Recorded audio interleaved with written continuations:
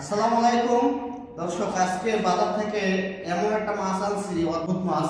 মাছটা অনেকে অনেক রকমের চিনতে পারেন, কিন্তু মাছটা আমি 100% শিওর যে শতকরা 10 জনেও খান না এই মাছটা। মানে এই মাছটা দেখতে অনেকে পরিচিত মনে হবে, কিন্তু আসলে আপনারা যেটা চিন্তা করছেন আসলে সেটা এই মাছ না। এই যে দেখি, এই যে দেখেন, এই মাছটা আজকে হঠাৎ করে আমি বাজারে গেলাম, তারপর এই মাছটা আনছি। দেখেন, এই মাছটা কিন্তু আপনাদের মনে হবে যে এটা একটা সাধারণ মাগুর মাছ বা থাইল্যান্ডি মাগুর মাছ, কিন্তু আসলে একদমই না। এটা আপনারা যদি মনে করেন যে এটা থাইল্যান্ডি মাগুর, তাহলে কিন্তু অবশ্যই ভুল করবেন, কারণ এই মাছটা হয়েছে আমাদের সুন্দরবনের কাইন মাগুর। এই মাছটা কিন্তু অনেক দামি মাছ এবং অনেক সুস্বাদু মাছ, কিন্তু দুঃখের বিষয় হলে মাছটা তাজা খেতে পারলে সবচাইতে ভালো হয়। কিন্তু আসলে আমরা তো ভাই তাজা খেতে পারবো না, কারণ আমাদের সুন্দরবন যাওয়া সম্ভব না আর খাওয়া সম্ভব না। তো আজকে আমি বাজারে যাই দেখলাম এই মাছটা, পরে কিনলাম।